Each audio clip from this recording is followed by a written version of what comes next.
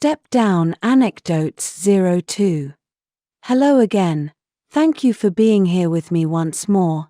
I hope you are very well today. I am Marie. Hello, welcome to my channel.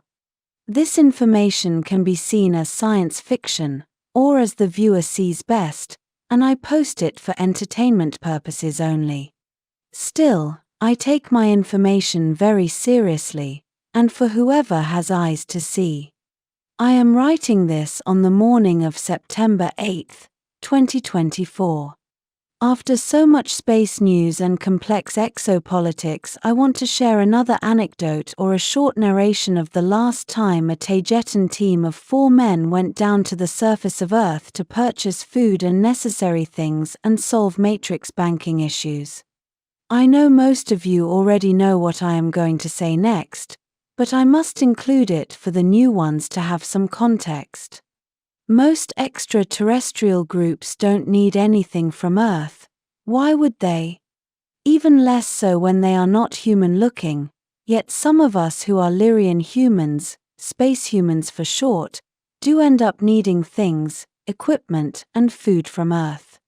This is especially true when we need to operate with human communications technology, as imposed by the Galactic Federation, so as not to introduce or import new technology above the current one available on Earth, supposedly developed linearly and independently by human science. What our supply ships coming from our home planets give is either not enough to fully satisfy the needs of long-range deep space crews, such as ours, or they simply do not include necessary things, items, or equipment which are only found on Earth. Some races such as the Alphratans get an allowance from the Galactic Federation to finance their operations and movements on the surface of the planet, while passing off as simple human citizens, but other groups such as ours do not get such an allowance, which forces us to look for other means of financing what we need from Earth. As this is so, our crew members rotate within the ones who can go to the surface to fetch all that is needed, mostly food. Not all the crew members are capable, or even qualified to go down, only some of us can, mostly the ones who have previous experience as step-downs, and therefore speak at least one human language which is compatible with the area where they will be going down to, and in which they will interact with humans, who are supposed to be kept ignorant as to with who they are really talking to at all times. This means that sometimes members of our crew must talk to bankers to administer the resources, as any human would. The problem with this is that even the most qualified members of our crew are not exactly human, so they do not know what to behave accordingly in those kinds of formal situations, like talking to bankers. With this as a context, I will now proceed with today's step-down anecdotes. Last Wednesday night, a crew of 4 of our Hashmalim operatives went down to Earth in one of our human SUVs to purchase food, including what I personally need, and to fix monthly banking issues.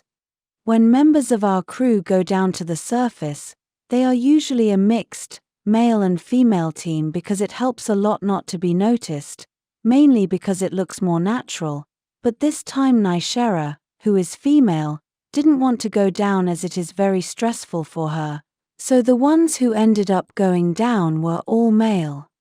The ones who went down were Salafile, Gabriel, Zach and DK in the lead, but the problem is that they are 4 members of the Hashmalim who are Taygetan special forces, and therefore move militarily, especially when there is no female with them acting as a buffer to smoothen things up, as was the case this time. So, last Thursday morning, September 5, 2024, our 4 friends walked into the bank that administers my YouTube savings and all our expenses. Keep in mind that all of them are about 2 meters tall and heavily muscular, all of them are blonde with blue eyes and long yellow beards, in the case of Salafile with very long hair as well. They go into the bank and ask to talk to the manager, who already knew DK and Nishera previously, although she was not there this time as I said above. So DK asks Gabriel and Zach to stay in the little waiting room right outside the banker's office with glass transparent walls, while he and Salafail go in to talk to the man. So they start to talk to the banker, who is quite uncomfortable to see two big guys in front of him, and another two outside, all looking quite tactical, if you know what I mean. And then the banker starts to ask DK things about the account and banking stuff DK as a non-human does not know about. He had no clue about most of those things, so he didn't know what else to do other than touch his communicator pin on his chest, which is non-human Taygetan equipment, of course, and ask to talk to me.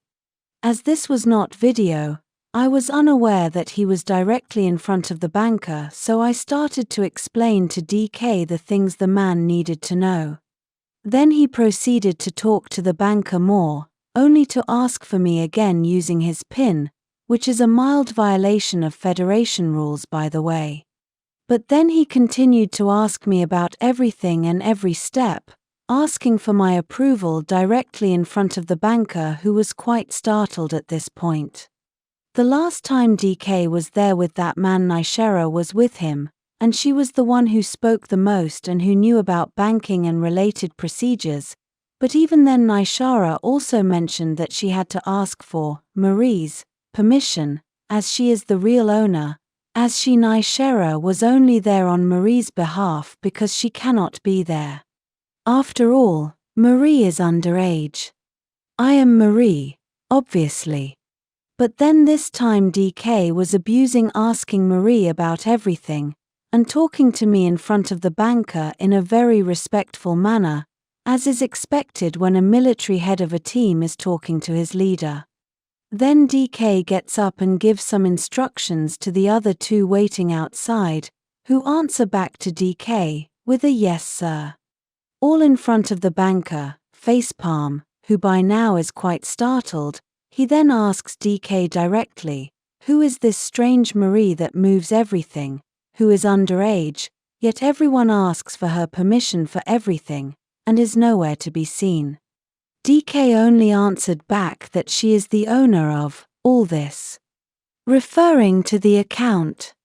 Although this had no further consequences, so far, is a perfect example of an inappropriate procedure, and ignorance of how to deal with humans, typical of step-down crew members. The banker was startled and even afraid, perhaps making things up in his head which I dare not speculate about. Perhaps he knows too much now. After this incident or situation, the 4 Taygetan men proceeded to purchase food and supplies at a local supermarket and in local smaller stores, then loaded everything into their SUV truck, and waited for nightfall to move to the extraction point.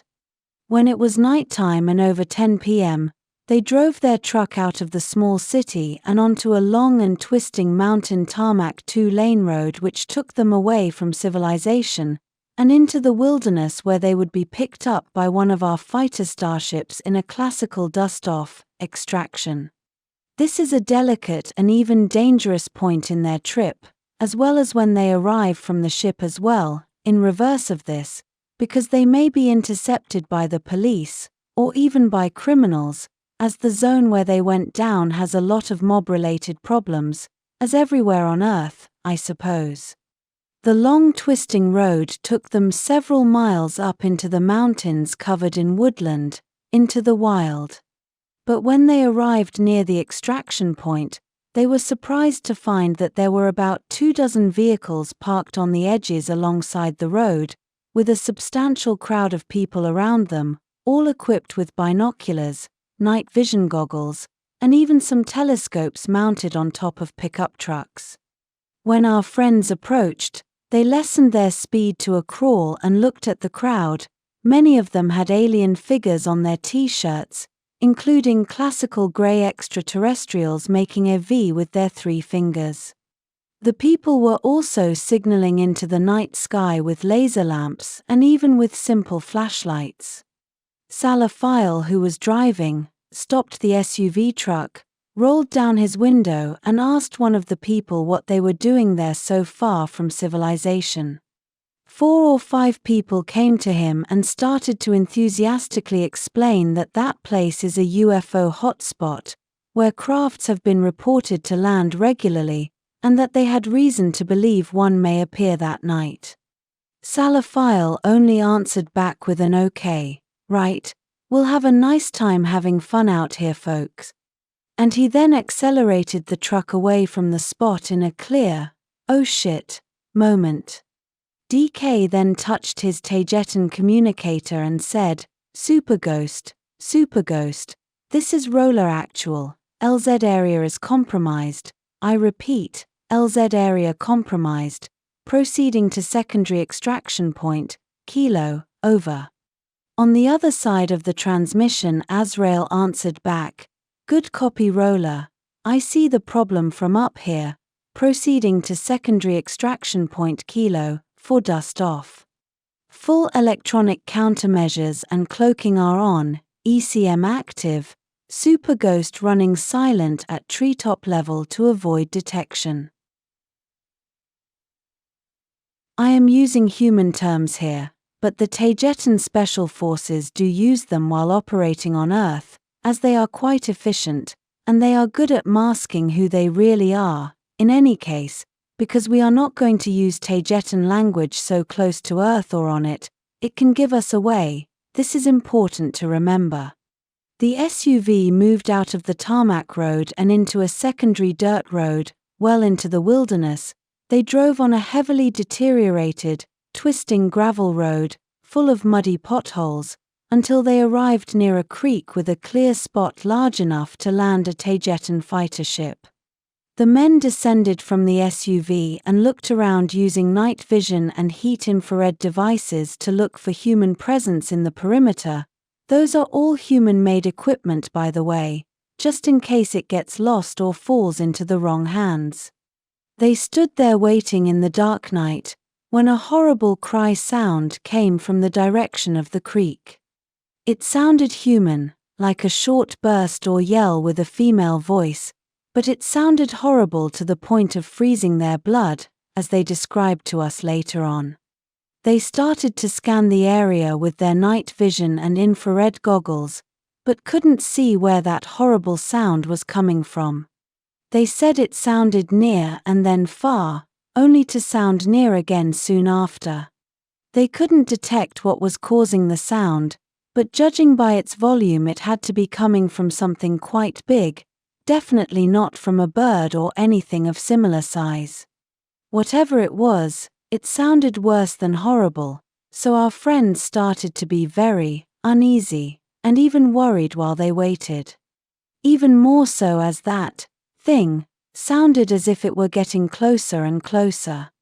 Knowing the existence of astral things, our friends started to forget their fearlessness, because whatever that was, it sounded paranormal, definitely so.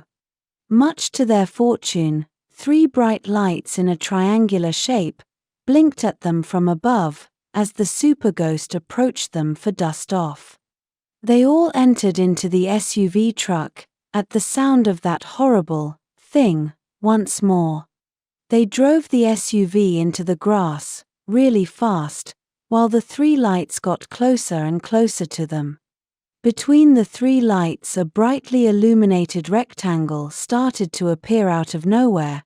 It was the ship's frontal access ramp coming down for them. The Starship Super Ghost landed on the grass with all kinds of debris flying all over the place because of its plasma engines in landing position, while the SUV drove onto the ramp and into the ship, really fast.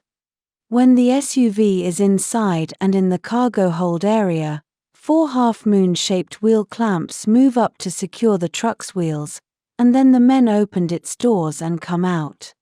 They yelled, "Why the ramp isn't closing yet? Let's get out of here now. Move it, move it." As they described, the ramp closed painfully slowly, as the Super Ghost took to the sky again, and proceeded RTB, or back to base, here in Starship Sardaklaya. When our 4 friends entered the ship's cockpit, Azrael, who was piloting the craft, asked them, "Why are you all so pale? You look white as paper, it looks like you just saw a ghost."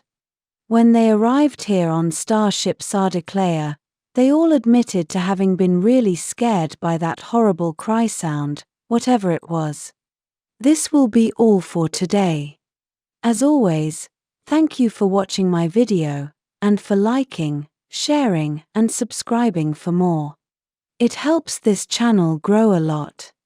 And I hope to see you here next time. With much love and appreciation, your friend, Marie Swaruu.